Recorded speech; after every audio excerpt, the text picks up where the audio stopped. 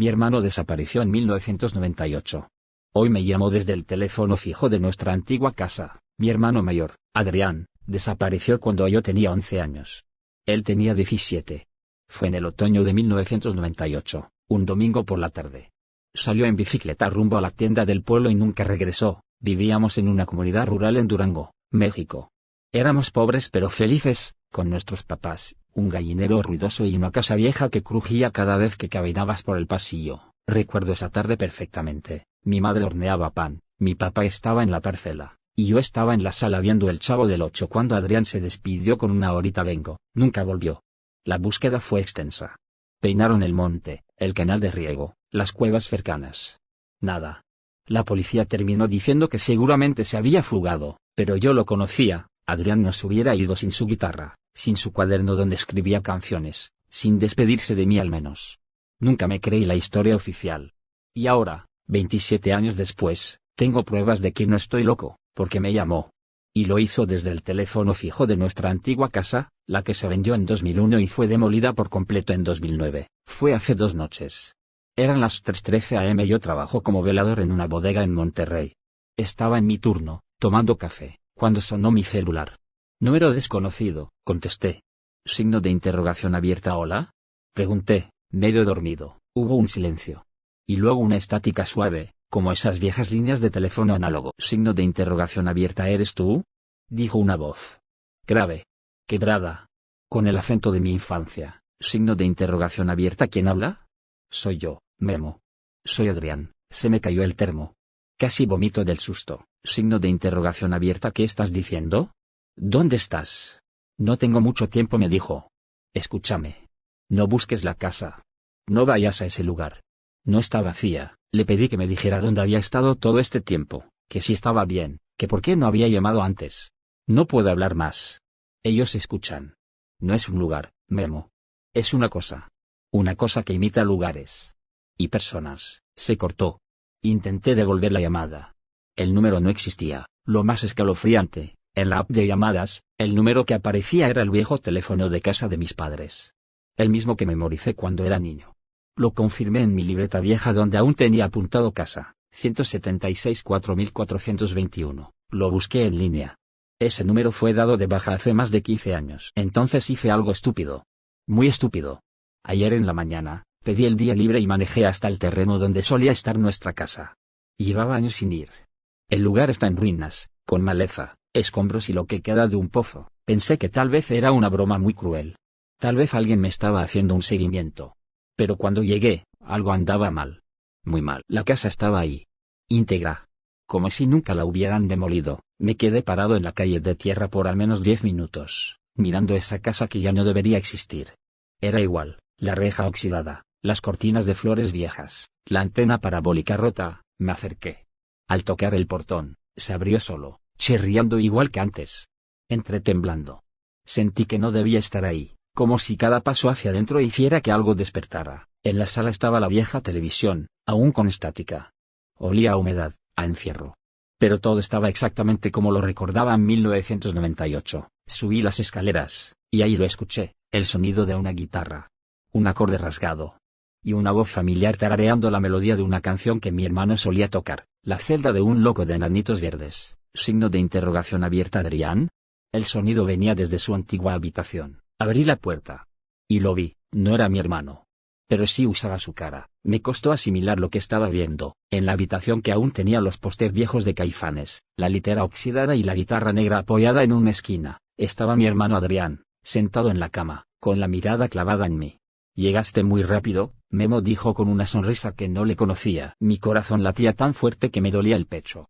Sentí que mis piernas me traicionaban. Signo de interrogación abierta. ¿Adrián? ¿Eres tú de verdad? Claro. ¿Quién más sería? Me acerqué lentamente. Había envejecido, pero no como alguien que ha vivido 27 años. Parecía haber pasado el tiempo. De una forma diferente. Su piel tenía una palidez casi grisácea. Sus ojos eran ligeramente más hundidos. Tenía ojeras que no terminaban nunca. Signo de interrogación abierta. ¿Dónde estuviste? Le pregunté. No respondió enseguida. Se quedó mirando una grieta en la pared. Estoy atrapado aquí. Siempre he estado aquí. La casa. No me deja salir. Signo de interrogación abierta. ¿La casa? No es una casa. Es algo más. Se alimenta de recuerdos, de emociones. Y cuando alguien que la conoció regresa, cobra fuerza. Tuve que sentarme. Mi cabeza no podía más. Intenté llamarte. Solo puedo cuando ella está débil. Cuando duerme. Pero cada vez que alguien entra, despierta más rápido. Me miró con tristeza, y por un segundo, juró por todo lo que tengo que ese sí era mi hermano. La forma en que fruncía el ceño, cómo se acomodaba el cabello. Todo era exacto, pero entonces hizo algo que Adrián nunca hacía, se rió. Una risa extraña, seca. Un sonido que jamás había escuchado salir de su boca, y cuando lo miré a los ojos de nuevo, algo había cambiado. Su voz seguía igual, pero la forma en que me miraba era como la de alguien que apenas aprendía a imitar emociones humanas. Signo de interrogación abierta. ¿Tú te acuerdas de lo que jugábamos en el patio, Memo? Me preguntó, entrecerrando los ojos. ¿Cómo se llamaba ese juego que inventamos tú y yo? El que solo nosotros conocíamos. El cazador de sombras, respondí sin dudar, pero él frunció el ceño. Se quedó callado. No respondió. Mi hermano de verdad lo habría sabido. Retrocedió un paso. Signo de interrogación abierta. ¿Quién eres? No respondió. Solo sonrió. Y esa sonrisa ya no era humana. Era una línea torcida, como si la piel de su cara intentara replicar una emoción que no comprendía del todo. No debiste venir, Memo. Ya te reconoció. Ahora también quiere quedarse contigo, y en ese momento, todas las luces de la casa se apagaron. Intenté correr, pero no llegué ni a las escaleras. Algo me bloqueó el paso. No lo vi, pero lo sentí, una presencia densa. Como si el aire se volviera aceite, y entonces comenzaron los susurros. Desde las paredes. Desde el suelo. Desde los espejos. Voces superpuestas diciendo frases que no entendía. No era tiempo, ahora hay dos. El que olvida se queda, la casa está hambrienta. Corrí como pude. Salí por una ventana del baño y caí en el pasto seco del jardín. Me raspé todo el brazo, pero no me detuve. Salté la reja y me lancé al coche, cuando miré por el retrovisor. La casa ya no estaba, donde hace unos minutos estaba la construcción entera, solo quedaban escombros. Como si todo hubiese sido una ilusión, pero tengo las marcas en el brazo. Y un cuaderno que me traje sin querer de la habitación de Adrián. Uno que no existía cuando él desapareció. Esta noche, en mi casa, lo abrí. En la primera página, con letra temblorosa, dice: si estás leyendo esto, significa que logré hablar contigo. Memo, no soy yo el que te habló por teléfono. No confíes en nada que veas en esa casa. No soy yo. Nunca fui yo. La casa no existe en ningún mapa. Pero aparece en mis sueños. No dormí esa noche. El cuaderno que me traje de esa cosa con forma de casa tenían más páginas, todas escritas con una letra nerviosa. Algunas frases se repetían, otras eran completamente ilegibles. Lo más inquietante es que la tinta se sentía húmeda, como si alguien lo hubiera terminado de escribir hacía minutos. Aunque el papel estaba amarillento por el tiempo, algunas frases decían: ella escucha a través de los objetos que forman parte del hogar. No es una casa, es un organismo. Las personas que entran no siempre salen. A veces salen. Otras cosas. El teléfono es un anzuelo, y en una página separada, lo más inquietante. Mamá entró. Mamá no salió. Pero yo la vi caminando afuera. Eso me destruyó. Mi mamá murió en 2014. Cáncer. Pero antes de eso, hubo un incidente extraño que yo había enterrado en mi memoria. Una semana antes de su muerte, me llamó llorando desde el hospital. Decía que la casa la había estado llamando. Me rogó que no la dejara sola, que si la escuchaba desde la cocina, no contestara. Yo pensé que deliraba por la morfina. Ahora ya no estoy tan seguro. Decidí investigar. Usé Google Maps para revisar el terreno donde alguna vez estuvo la casa. No aparece nada. Ni siquiera el solar. El satélite muestra una mancha gris borrosa. Como si el sistema se negara a enfocar esa área. Pero lo raro es que si retrocedes en el historial de imágenes, en 2009 hay una foto aérea. Y la casa está allí. Completa. Con la misma pintura despintada. Años después de haber sido demolida, la foto tiene algo raro. En la ventana del segundo piso, hay una figura. Muy quieta. Muy alta. Llamé a mi primo Víctor. Él vivía a unas cuadras de nosotros cuando éramos niños. Siempre decía que esa casa tenía algo raro, pero nunca quiso explicar más. Cuando le conté todo, no me colgó. No se rió, se quedó callado unos segundos y luego me dijo: pensé que eras el único que no la recordaba. Signo de interrogación abierta. ¿Qué cosa? La noche que Adrián desapareció. Tú también desapareciste. Por 5 horas. Todos te buscaron. Dijiste que solo te habías dormido en el granero. Pero yo te vi, Memo. Entraste a la casa después que él. Eso no puede ser verdad. Signo de interrogación abierta. ¿Nunca te preguntaste por qué te despertaste con sangre en la camiseta? Me quedé helado. Eso era cierto. Tenía 11 años.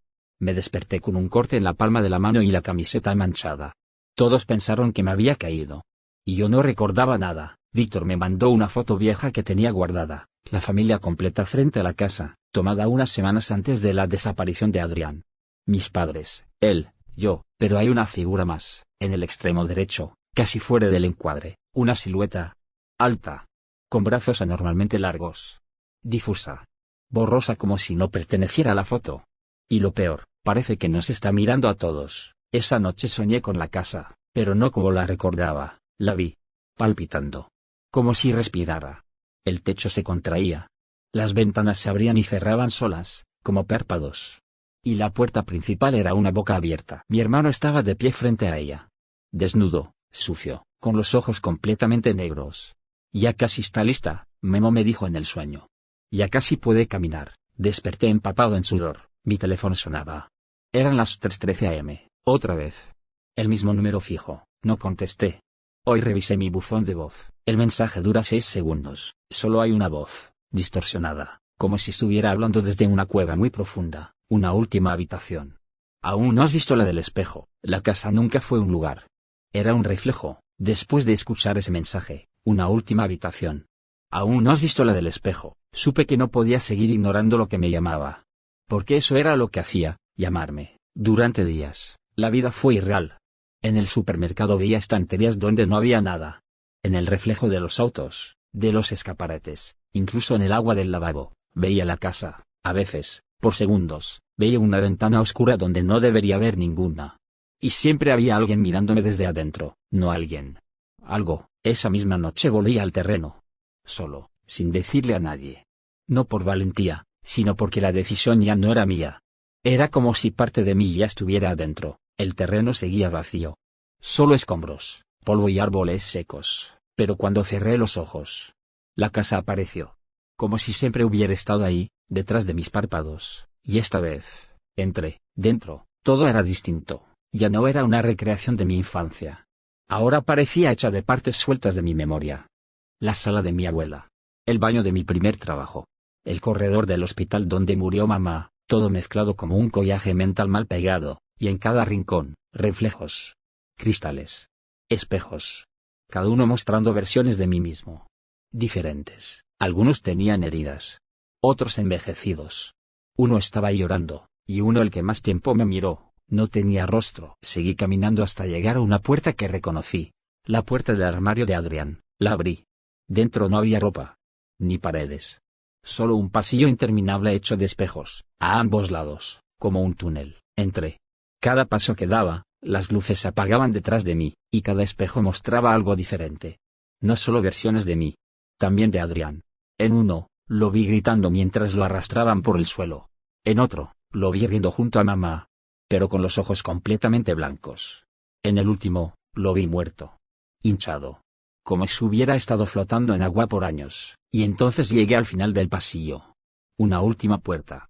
Una que no recordaba de ningún lugar. Tenía una inscripción: aquí solo entra quien se atreve a mirarse como es. Entré. Era un cuarto vacío. Un solo foco colgando del techo, y en el centro, un espejo gigantesco, pero no reflejaba la habitación. Ni a mí, reflejaba algo diferente, un lugar que no existe en este mundo, un cielo rojo. Un bosque hecho de carne. Casas flotando al revés, y en medio de todo eso, una criatura. Altísima, amorfa, como hecha de retazos humanos. Sin rostro. Sin boca, solo ojos. Cientos de ojos, y en la base, una figura encadenada. Era Adrián, pero esta vez supe que era él, no el impostor. No una proyección, mi verdadero hermano. Y me hablaba. Sin mover los labios. Memo. Escápate. Ella solo puede existir si tú la recuerdas. Si tú entras, ella será libre. Signo de interrogación abierta. ¿Qué eres tú? Soy lo que queda. Pero si tú te quedas, ella cruzará. Entonces entendí todo. La casa no era una casa, era un parásito de la mente, un ente que se alimenta de recuerdos, de vínculos emocionales fuertes, y los usa para manifestarse en nuestra realidad. Solo puede tomar forma en los lugares donde el recuerdo es intenso, donde hay dolor. La desaparición de Adrián fue la puerta. Yo fui el ancla. El espejo. Era el umbral final. Yo podía reemplazar a Adrián, y en ese momento, me di cuenta de algo. Podía romper el ciclo. Recordé las palabras del cuaderno. El que olvida, se queda, así que lo hice. Cerré los ojos. Y olvidé, forcé cada recuerdo de la casa a disolverse. Me concentré en mi vida actual. En mi esposa. En el nombre de mi hija. En los sabores del presente. Y mientras lo hacía, escuché la casa gritar. Como si se deshiciera. La última imagen que vi en el espejo fue la del parásito encogiéndose. Y mi hermano sonriendo. Desperté en mi auto. Estaba a kilómetros del terreno. Con el cuaderno hecho cenizas en el asiento del copiloto. No sé cuánto tiempo ha pasado. Nadie más recuerda la casa. Nadie recuerda a Adrián, solo yo. Pero a veces, al mirar en un espejo mal colocado, veo dos reflejos, y uno de ellos, todavía tiene ojos